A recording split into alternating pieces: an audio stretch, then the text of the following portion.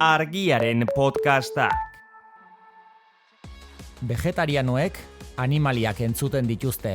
Beranduegi. Feministek gizonak entzuten dituzte. Beranduegi. Tertulistoek kurrikuluma hobetzeko entzuten dute. Beranduegi.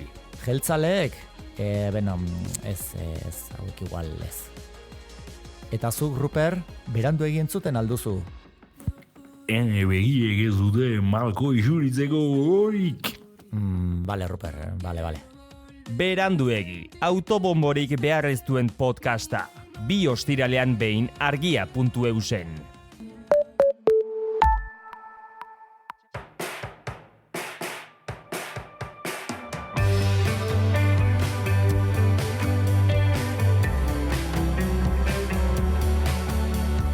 Menda bikoitza, Garbiñelarrearen podcasta.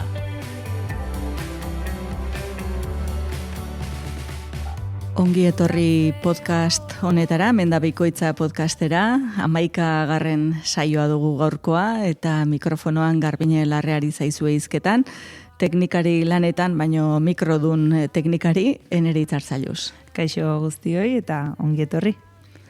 Bueno, gaurko saioa udaberriko saio bat izango da, eta udaberrian landareak hortxe ditugu indar betean gorantzez, eta abutatu dugu udaberrian erabilera handikoa izango den landare bat guretzat, ormabelarraz hitz egingo dugu, interesa handia pizten duen landarea da, hitzaldietan askotan galdetzen didate ormabelarrari edo paretabelarrari buruz, orduan, tartea egingo diogu gaur.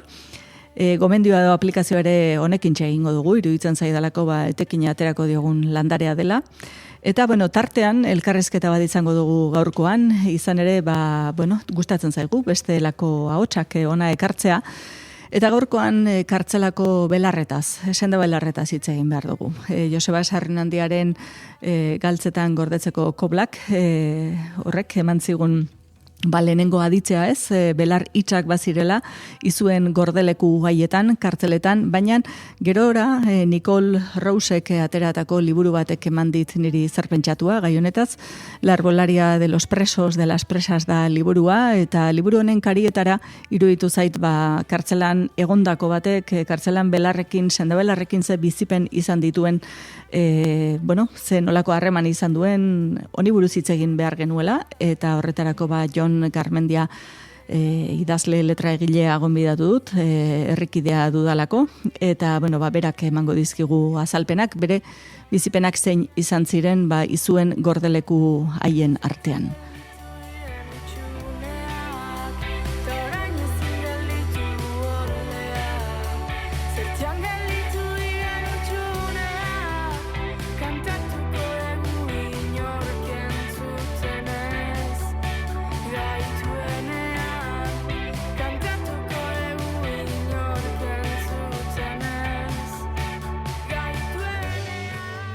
Menda bikoitza, 2 astelenean behin argia.eusen. Gaurko landarea esan bezala ormabelarra izango da, pareta belarra, beste askorentzat odol belarra eta Andredena Maria belarra ere bai. Paretaria judaika dugu hau, eta Euskal Herrian esan horma askotan, hormigoi zerriztuen artean jaiotzen dela, baina baita lurrean ere, esaten da eskertxarreko lurretan jaiotzen dela, abandonatu ditugun lurretan alegia. Eta, honek badu alergeno bat, eta bere polena izugarri alergenikoa da graminen familiakoa delako, eta graminei alergia dion jendeak honekin arazoak izan ohi ditu. Orduan, gure udalei iruditzen zaie modurik onena hori fumigatzea dela. Eta gaur egunean ere, oraindik zoritxarrez Euskal Herrian glifosatoa erabiltzen da, naizta ikusi dagoen eta nabarmena den glifosatoak osasunean ze ondorio larri dituen. Oraindik ere asko fumigatzen da, nire iritziz alperrik, behin da berriro landarea bizi berritu egiten delako. Atera egiten duen. Behin da berriz. Eta nik komentuetako hormetan bezala ermiten hormetan, eta gero galdetuko zienagu Joni ea kartzelan ere jaiotzen den ormabelarra, nik apustu ingoniken baietz, alkantarilla bazterretan, itxuzura zuloetan, zenbat eta zenbat lekutan. Nik izena entzun askotan baita ezaguna egiten zaidan, baina oraintxe bertan ez dinat irudikatzen, ez dinat belarra niri... Bai, irudikatu zen abandonatutako etxe bat, edo eroritako etxe bat, eta hor tartean dagoen berde vegetazio hori, ia dena horma belarra izango dun. Besterik gabe belarkara dun, lorerik gabekoa, osto berde indartsua, eta txortena gorrirantz duena. Eta ostoen azpikaldean izaten Orain bai. Pikor txiki bat, orain bai, ugaria, bai. eta pikor hori dun polena jariatzen duena. Vale. Hori dun. Bueno, esan hormabelarra gure artean baita izan da aurreko saioan aipatu genuen, berbena aipatu genuen, berbenaren inguruan ze, debozio duen jendeak, eta, hoien artean esango nuke, podium bat egin behar bagenu asko eta askorentzat, podiumean ipiniko lukeen sendabelarra dela, ez? Hormabelarra. Hormabelarra. Bai. Pareta belarra. Orduan, ikusten dugu antioxidatzaile handia dela eta, erabilera anitzekoa izan dela. Hepatitis kasuetan egin zen ezagun, garai batean, izan zirelako hepatitis kasu larriak Euskal Herrian, honekin tratatutakoak. Eta, bada jendean niri lekukotza askotan eman izan didana, eta hainbat herritan jaso dudana, nola beraiek sendatu zuden gibeleko gaitz hori hormabelarra hartuta. Orduan ikusten dugu sendabelarra oso ugaria dela, eta ni ausartuko nintzateke esaten gaur egungo gizartean ditugun gaitzei erreparatuta oso beharrezkoa ere badugula. Eta akaso, hau salto handia matera noa, baina halako ugaritasuna badela adirazgarri zenbaterainoko beharra daukagun. Zerbaitegatik ateratzen dela inbeste, ez? Bai, behin da berriz esaten dugun hori da.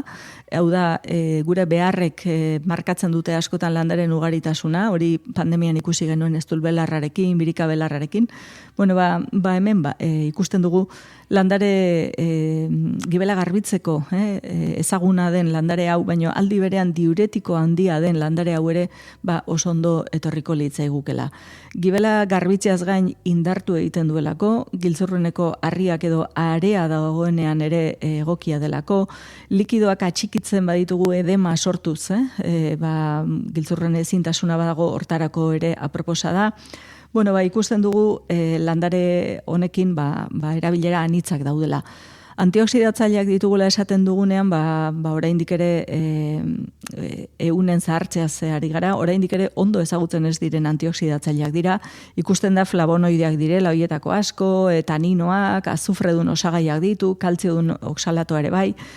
Hemen maila honetan hizketan hasiko bagina, osagaiak dira asko eta anitzak dira. Orduan landare konplexua da hau, eta horregatik du halako erabilera anitza, ez? Euskal Herrian hainbat lekutan artritisa, ezueria edo erreuma tratatzeko erabili izan da, azido urikoa kanporatzeko, eta ikusten da giltzaduretan pilatzen diren elementu toksiko hauek kanporatzeak ekartzen duela, ez? Gorputza darren halako malgutze bat, eta hainbatek esan nadidate gaztetzea ere baietz, hormabelarra hartu ondoren, gorputzaren halako freskatze edo garbitze bat ikusten dutela, ez? Hori etzan altu esan, agian jende arain eromoduan hormabelarra hartzen hasiko duen gaztetu nahian. Bere tamaina din, eta hori azpimarratuko dinat gero, baina askorentzat azaleko markak adibidez erredurek eragindako orbanak, edo akneak utzitako markak edo botikaren batek eragindakoak baldin badira, azalean aplikatuta infusioa, ikusten dinagu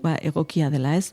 Eta gero, lehen aipatu ditugun, organo horietako gaitzak daudenean, eta ikusi behar duen landareari odolbelarra esaten zaiola zerbaitagatik, ez? Odola filtratzeko ditugun organo nagusiak, edo organo garrantzitsuak gibela giltzurrunak tratatzen dituelako. Orduan, honek zuzenean ez, baina zeharka, odolaren filtratze hori hobetu egingo din. Nik estimo handia zionat, noski alergiarik ez diodalako, eta, gero ikusten dugunean nola erabili ez, gomendioa egiten dugunean, zehatzago azalduko dugu nola eta zen neurritan hartu beharko genuke hormabelarra.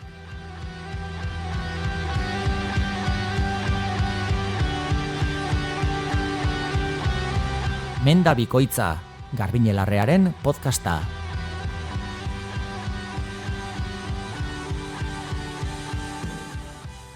Horrengo gaia kartzelako belar hitxak izango dira. Eta propio esaten dugu horrela, kartzelako belar hitxak, Joseba Sarriunandiaren galtzetan gordetzeko koblak kantutik hartu dugun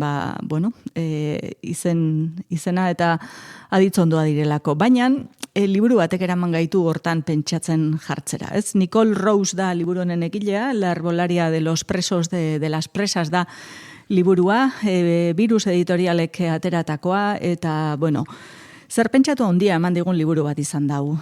Nicole Rose 3 urte terdi egon zen kartzelan, Inglaterran.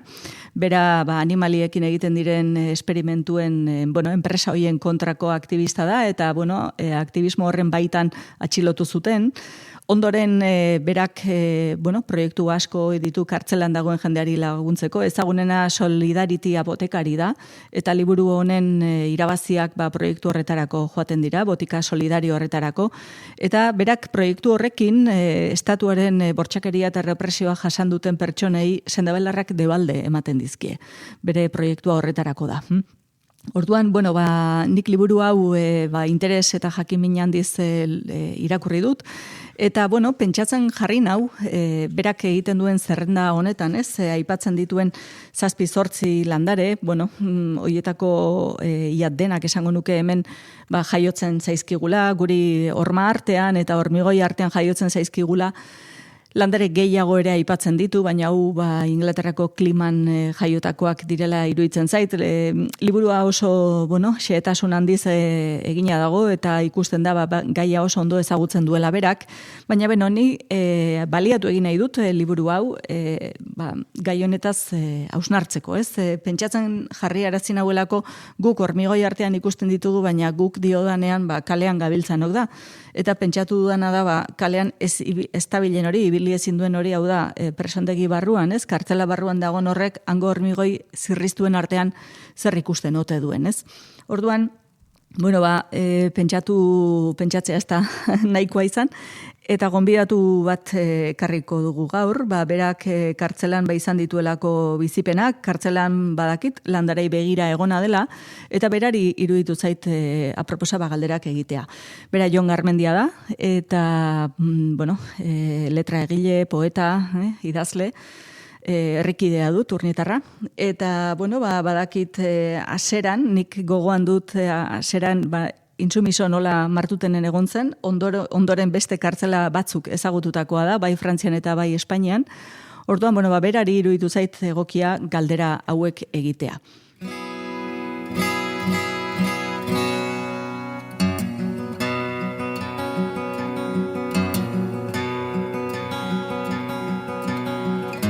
Artizarra hortzantzean lehena argitzen.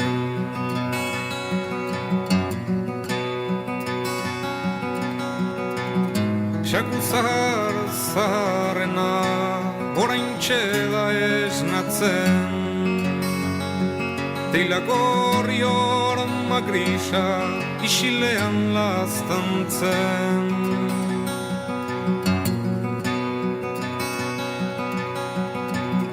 Zoko beltzen egaztiak gauerria eguntzen.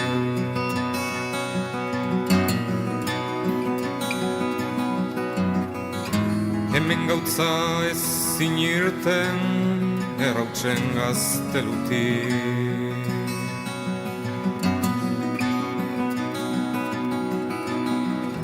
Gaua sare erraldoiak gugana baildurik. Azpian naugati batzen tristurarin loturik.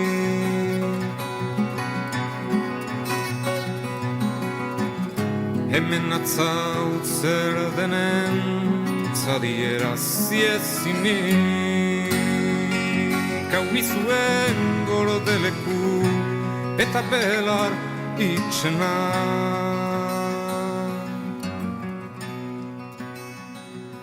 Ongi etorri Jon, kantu honekin egiten diagu harrera. Mila esker. Belar itxak aipatzen dizkik, izuen gordelekua den kartzela. Belar itxei buruz, atzo propio Luiarriztegian begiratu nian itxa zer den, eta adibideetan ematen, uste dut pista handia ematen duela, eta justu irudikatu nian kartzelara eramaten hauela. Orduan, hiri botako dizkia eta adibide hauek, eta euk esango diak ea kartzelako egoerako adibideak ote diren, ez? Eluiarrak ziok hitzak direla koloreak, kolore hitzak, argiak direla hitzak, denbora dela hitza eta gogoetak direla hitzak. Orduan nire galdera duk kartzelako kolore, argi, denbora eta gogoetak hitzak izaten alituan. Zalantza gabe ez dakit, nik olako adierak edo sinonimo horiek ola entzun da, esaten dut, ematen du, kartzela bat deskribitzeko egina da, hola, hitzabea ez, hitz hori ez dakit, harri iten zait, egiazki, oantxe esango nuke, hitz horrek egokitasunez azaltzen ditula, hoixe da, koloren galtze bat, suspertze bat nahi badare bai, misimeltze bat, esan nahi duen guztiakin, hitz, ilun, dakit, esan nahi asko aipatu dituzu hor, denborana, argia eta gogoeta. Bai, eta gogoeta batez ere zigan zu zaude bakarrik, eta falta zaizkizunak zurekin dia, eta zu badakizu zu ere falta zehala, handi nunbait.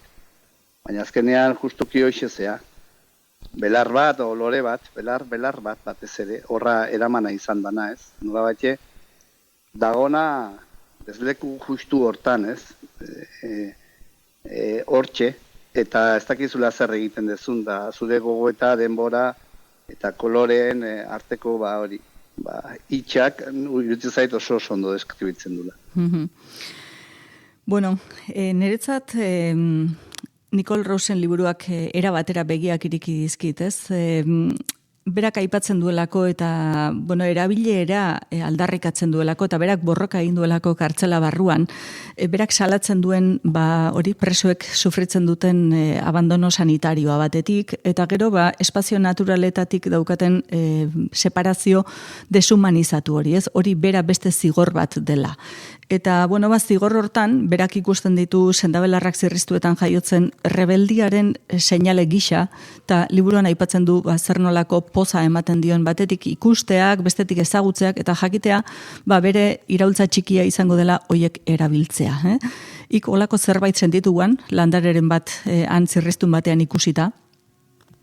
Egia esan, iruditzen zait gai bat oso interesgarria, eta uste dut, estaldurekin, azken batean, norberak ere, utzi nahi du hor bizitun esperientzia, kartzelan egona dela esatea, edo adiraztea, edo publikotasun bat ematea, edo azkenean bere barrun bizitu lako, eta bere barruan egindun prozesua dalako, ez? Baina, kuriosoa da, zenbat gai, interesgarri pilatzen dien arlo hortatik begira. Nik liburu hau ez nuen ezagutzen ere, eta egia esan, harrigarri intzait, gaia jakinda, baitu, nik ere pentsatu nun, eta pentsatzen nun, ze azkenean, ara eramanazea, kartzelara eramanazea, zure leku natural edo sorleku hortatik kendua, eta han ikusten dituzu, harri eta burdina arteko eraikuntza badala, ez, oso artifiziala, eta hain artifiziala, nun da esaten dezun hemen ez dago bizitzaik, hau dana, dago sistematizatua lehorbide eta lehorbizi bat izateko. Eta hor ez dago, ez lore landare, ez zuaitz, ez ezer, ez, edo zure patioa bakarri dakazu, eta dana harri burdina artean, hormigoia, Betonia, Frantzian, ez dakit, nahaz pila hortan, eta gero hartzen zea, patioan atea, eta udaberri bada, edo uda ondorenean, edo esatezu, aurria bitarte martxotik, eta esatezu, zirrikituetan hemen, badaude gauzak, ateratzen dira, eta zer diran, ez? Eta egiazki, horrek betetzen zaitu zerbait da, ez dakite horri begiratzen badiozu, ez? Azkenian, ez dakite, margolari, adibidez, Henri Matisse, beak esaten zuen, ikusi nahi duen antzat, beti da bela loreak horrez, holako ze esaten zuen, ez, beak. Eta nik uste beti dala, azkenian kartzelan beharra daukazula beste gauza batzuk imaginatzeko, pentsatzeko, eta batez ere ikusteko. Baina zirrikitu eta lekuetan ikustezu landarediak eta belarren prozesuak aurrea segitzen dula, eta harri artetikan atera egiten diala. Bueno, berak rebeldia ikusten dik landare hoiek berez hor ez luketela egon beharrez, eta rebeldia hortan, esaten dik hautapen, ze hautapen egin ere, natura berak hautapen bat egin balu bezala, ez? Berak zerrendatu ingo dizkia, eta aipatzen dizkik txikori belarra adibidez, plantaina, milorria, malba, asuna, kamamila eta gero bitxilore edo txiribitak ere ikusten zituela. Eta berantzat hori bazela udaberria, uda bazela itxaropena, bazela kanpoarekin halako lotura bat ere, ez? Eta ikusten zuela, eskura zeuzkan horiek ziela, barruan presoek zituzten beharrei ondoen erantzuten zienak. Eta hau oso deigarria egiten zitzaiola. Bai, egia esan, sekulako interesa piztu dit, eta uste dela desente sakontzeko gai bat, eta oso interesgarria, norbaitek jakinda, gauza hauek zer dian nondik heldu, oso garrantzitsu eritu zaitelako. Ni fumoetatik, baserri batean sortua naiz, eta hor garaian gure amonak, eta izeba amonak, eta pixkat urrun zen herritik, eta haiek pixka lantzen zuten, azken batean, edo behiak txekorra erditzean, edo berezte edo zer gauzetan, baina beti bazekiten nola erabili senda belarrak, eta iritsi zait gero, eta gu gaixo geundenean, edo enplastoa gauzak, eta nik ere ikasi nun identifikatzen alako senda belar batzuk, ez?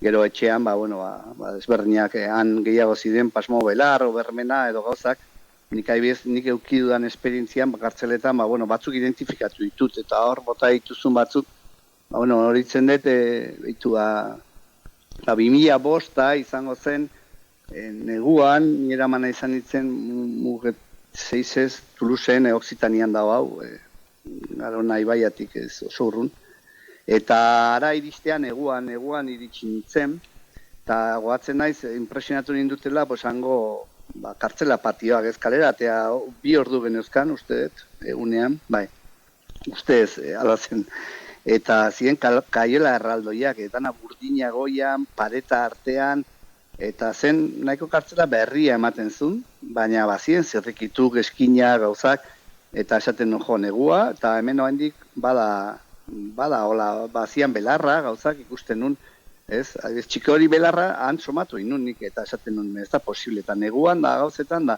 eta karo, gero jartzen zea, baina argiak daude, argi goikoak, beroa, orduan, nik uste natura bera ere zoratua zegoela horrez.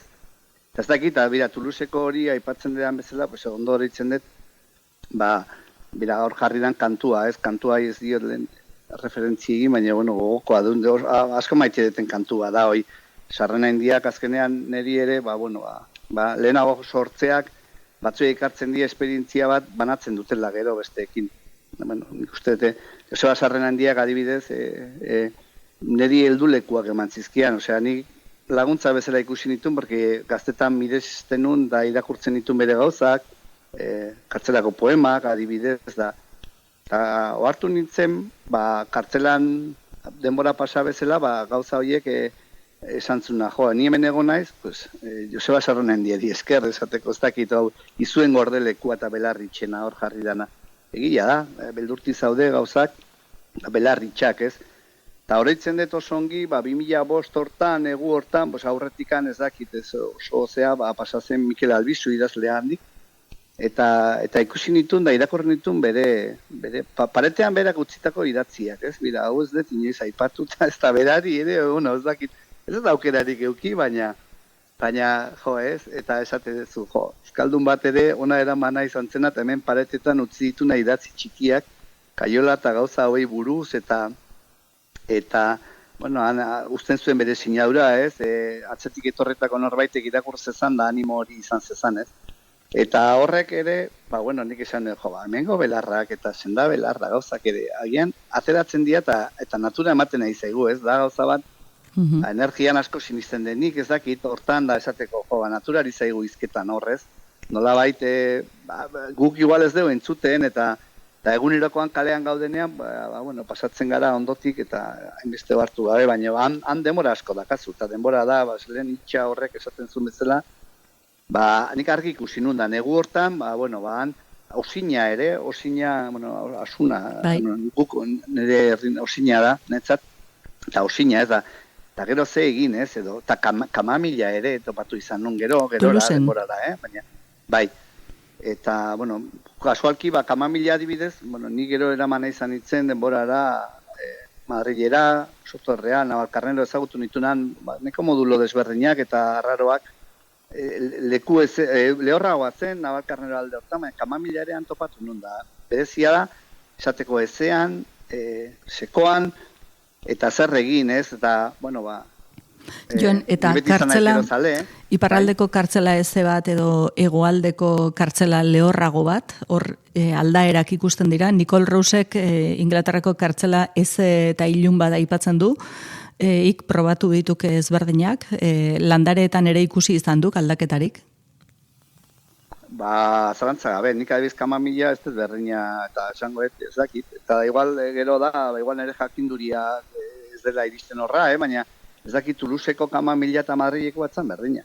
Ados. Eta nik hartzen nun, beti behiratzen nun, usaitzea, porque batzuk ezaguna ditut, eta, bueno, arro hortan, usinakin batea adibidez pareta belarra, horretzen, baina pareta belarra da gauza bat, nik ezin detena, ezin dete, ez dakit, ja usaia beha gaizkiten izerbait, eta nabaritu iten dut, eta, bueno, igual da lotua, nik eukinun, azaduria handi istripu baten, eta gaitzak, eta gauza, Bai, alergeno handi bat. Irekin ditzen dinat, eta horrek iriki dira beste ate bat, eta egia da, eta, klaro, esaten duzu, hau, eta noski balakotan gertatzen da, behiritzait oso gai interesantea zen da. Jon, Nikolek aipatzen dik... Asko egobilidia kartzela urtea luz, eta askotan, eta haiek euki barrute nola baiteke artxibategi bat, eta beraztasun bat esateko, egongo da jendea dakina, ez? Bai, dudari gabe. Kartzelatik kartzela, diferentzia horien abaritzen, ez? Bai, berak eta hori egin duen jendea. Bai, hori da. Eta, bueno, arro hortan, liburu hau egiazki iritsi zait, eta, bueno, interesa handia piztu didan zerbait, eta esaten dut, behitu. Gai hau, askotan, hola bizi gara, ez? Eta hauen erdian, esan duten bezala estaldurak eskutatu nahian, edo urrundu nahian, da, bueno, gauza hori heldu hartzaile. Azkenean, leku batetik eta bestetik eta gauzak adirazin berdiak komunikatu. Niretzat bide bat irekik, bide eder bat, Nicole Rousek, bere lekukotzatik eta bere bizipenetatik, eta hau ere azpimarratu beharra duk. Nik horregatik nahi diat gaur ire hitza ona ekarri, ez delako gauza bera, nik ikus dezakedana eta esan dezakedana kartzelako sendabelarrei buruz, eta barruan egon den batek, ez, zer esan dezaken. Berak aipatzen dik, natura justu erauzi kendu egin nahi dela, ez, kartzela barruan isolamenduaren, beste isolamendu bat dela, naturarekiko harremana moztea, eta landare hauen rebeldia, eta landare hauek balioterapeutikoa izatea oraindik rebeldia handiagoa dela, ez? Justu presoek abandono sanitarioa bizi dutela salatzen duelako berak. Orduan, berak aipatzen dik belar hitz hauek eta beiraiok ze salto ematera goatzen, ez? Hitzetik gutxi eta rebeldetik asko eta baliagarri izate horrek ematen diela berari balio handi bat, eta aipatzen dik kartzelan landareak ez dagoela preso edukitzerik. Ze iruditzen zaik hau? Azteko oso politia, eta gero zentzua hartzen diot, eta bakizu batzuk isolamendu, separatuak izan dira, apartatuak, kenduak, bere lekutik ez, gastigu doble bat izateko, baina haiek ere eta haien zelda txikian lehioan ezetasunetik eta harri hartetik ikusi izan dute nola gauzak ateatzen dian. Ez daki, nahi egia esan, oantxe esan diazunak, irigitzeit, ez daki, belartxar bat, hitz bat, maitasunik euki ez duen lore bat izan lehike, netzako. Ez dakit, kariñua eta atentzioa falta izan duna, eta igual horregatik beratu behartzaio belar horri, ez dakit, lore bat bailitzan, ez.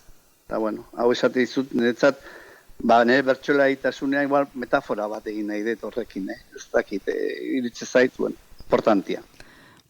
Metafora horrekin emango diogu bukaera orduan honi, eta bide bat ireki dugula jakinda, edo kaxa bat ireki dugula jakinda, eta guk posta elektroniko helbide bat badugu hemen, baten batek iradokizunak egin nahi baldin baditu, nik jarraituko dut, peskiza honetan, Eta, bueno, urrengo saioren batetan, gai hau sakonago landu nahi baldin badugu, edo landare hauen inguruan, gehiago aritu nahi baldin badugu, hortxe proposamena egingo diogu entzuleari.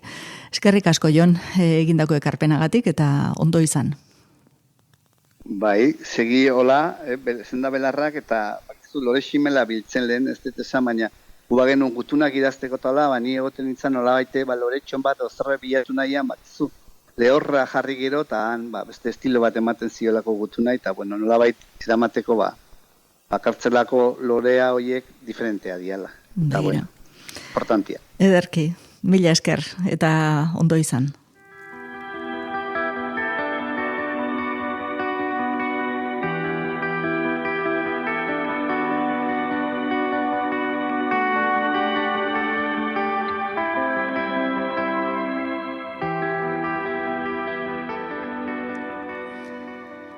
Gomendioa egiterakoan, gomendio, eremu praktikora jeitsita, ez? Ingo dugu jendeak erabilera zabal bat eman diezaion, baina baita ere mugak, ze kontrakotasun dituen ere azalduko dugu. Hormabelarraren tratamenduak egin izan ditugu udaberrian, justu urte sasoi honetan. Orduan, orain eskura ikusten baldin baduzue, noski ziurtatu behar duzue zuen udalak ez duela hau glifosatoz fumigatu. Hori behin, hasteko eta behin. Orduan, mendian ikusten ditugun bordak edo ermitak edo alako lekuak belarraunek paretak askotan josita izango dituenak, hoiek leku seguruak ditugu, hau biltzeko. Orduan, olako leku batean guraizekin joan, honen osto txorten badelako erabiliko duguna, eta osto azpian dituen bolatxo hoiek azia edo polena duena hori ere erabilgarria dugu. Hau Euskal Herrian kostatik hasi eta mendi altuetaraino edadura zabaleko landarea da, eta bai lehortea ondo jasaten duena, eguzkia jasaten duena, ezetasuna ere bai, alde hortatik zailtasuna ez dago. Zailtasuna da, guk geu gizakiak bere botikaz kutsatu duen edo ez. Hori alaba da, landare hori ez da erabili behar. Indartsua duen landare hau ez? Bai, indartsua eta gaitasun handikoa egoera eta egoera txarra askotara egokitzan. Orduan nik aukera errex bat, edo nork egiteko moduko aukera errex bat, nun eta ez duen kontrakotasunik, horri buruz itzengo dugu, da hormabelar 9 urrena egitea. Eta hormabelar 9 urrena egitea udaberriko hilabete bakoitzean. Hau da, 3 hilabetetan zehar egitea 9 egunean. Ze 9 egun, niri ez eta asko axola, askok ilargiari begiratzen diote, alegia hilberan egiteari. Nahi izatera hilberan egin, ondo, nire ustez ez da alako derrigorra hori. Goizean infusio bakarra hartzea gomendatzen dut, ez 2 eta 3 infusio, baraurik infusio bakarra. Landarea lehortu ondoren, txikitu landarea, ondo posologia ona egiteko, ondo dosifikatzeko. Orduan, 250 mililitro ur irakin, sua itzali, eta hormabelar osto eta txorten lehorrak, koilarakada txikiak, postrekoak, 2 ipini. 5 minutu edukita patuta, hori iragazi eta hori baraurik edan. Handik berehala 5 minutura gozaldu genezake. Oso litekena da egunean zehar egarria izatea. Landare diuretikoekin gertatzen zaigu hau, orduan, egunean zehar otorduz kanpo albaldin bada ur gehiago edan besterik gabe. Hau 9 egunean jarraian eginda, ikusiko dugu txixeko arazoak izan ditugunak, edo giltzurruneko arazoak izan baldin baditugu, nolako garbiketa egiten duen. Askori aseran erretasuna eragin aldie, alako ondu ezemat eragin aldie. Diuretikoa dien landare askok, eta honek ere bai tensioa jeitsi dezakete, orduan, hor erneibili hori gertatzen baldin bazaigu, akaso 9 egunean ezin dugu jarraian hartu, tarteka egunen batean ez hartu eta atxeden egin. 9 egun luzatuko dira, baina hor ez daukagu alako arazorik. Hau, udaberrian daiteke, baina udazkenean ere bai. Udazkenean egokia delako atxikita ditugun likidoiek garbitzea eta giltzurrunari alako tratamendu bat egitea, negura begira, negura giltzadurak eta artikulazioak osasuntzu ditugula sartzea, niri ona iruditzen zait. Hau, justu, Jon Garmendiak aipatu dugu, berari kalte egiten ziola. Hori esan din. Bai, hori esan din. Kartzelan jaiotzen dela, Ikusita bakarrik, ja. Bai, ikusteak sortzen ziola hori. Bai, zer gertatzen zaigu, graminea familiako landarei alergia baldin badiegu, honek doministikua ekarriko dugu, azkurea azalean, ahosapaien azkurea, begietan ere bai, horrezin dugu erabili, hori muga oso argila da, ez, alergia izatea. bere kasua eta beste askoren kasua da infekzio larriena, ez? Bakteria kaltegarrien infekzio larria dituen jendeak, haren sistema immuneak badu nahiko lan, ez? Bakteria horri aurre egiten. Orduan ikusten dugu askotan sistema immune hori sentibera izaten dela eta reaktiboa. Eta olakotan sendabelar hauek ez dutela onik egiten. Baita ere, olako egoera batean, gibelari giltzurrunari ea zenbat lan egin arazi aldiogun. Hori ere beste muga bat da.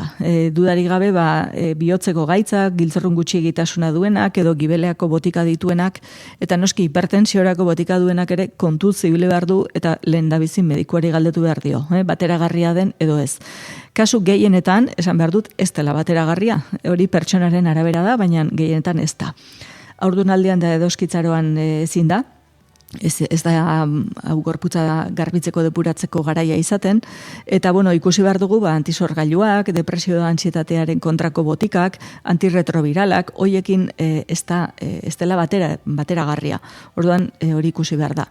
Eta gero, hormabelarra hartzen den epean, alkohola edaten baldin bada, alperrik. Hau da, nik olak... Ez egitea bezala dela esango dugu? Bueno, ez dut esango ez egitea denik, baina gorputzari lan handi bat, gibelari, lan handi bat ematen ari gara, batetik alkoholarekin egin behar duen lan hori, eta bestetik paretabelarrarekin egin behar duena. Hormabelarrak eginaraziko diolako lan estra bat, eta alkoholak ere baina bi norabide ezberdinetan.